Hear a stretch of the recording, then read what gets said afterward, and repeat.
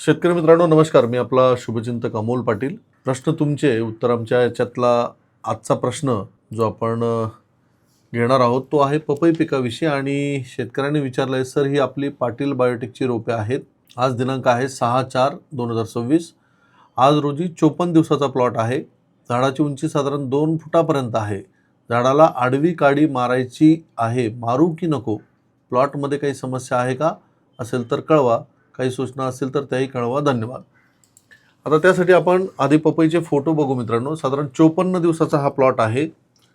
अतिशय सुंदर पालवी आहे. व्हायरस त्याला दिसत नाही आहे. झाडाचा स्टेम हा सुद्धा जाड आहे. ग्रोथ एक्सेस वाटत नाही आहे. आणि सगळा प्लॉट हा युनिफॉर्म आहे. प्लॉटला तुम्ही प्रत्येक लीफ जर बघितलं तर अतिशय सुंदर झाडाची स्टेज आहे. मित्रांनो, या ठिकाणी झाडाला आडवी काडी मारायची का, हा मेन प्रश्न आहे.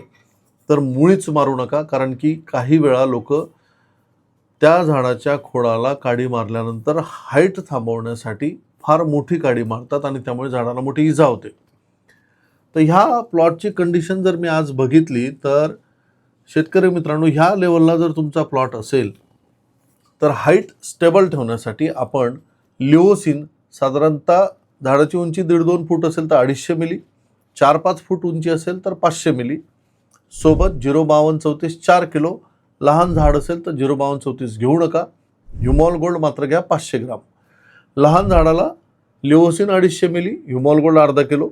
झाड 3-3.5 फुटाच्या वर असेल तर लिओसिन 500 मिली, 05234 4 किलो आणि ह्युमॉल गोल्ड अर्धा किलो हे ड्रिपने द्या. आणि दुसरं, हे जे सिंगल लॅटरल आहे हे डबल लॅटरल ठेवण्याचा प्रयत्न करा, कारण दोन्ही साईडचा रूट झोन हा डेव्हलप होईल. पपईच्या झाडाची हाईट स्टेबल ठेवणं फार गरजेचं आहे.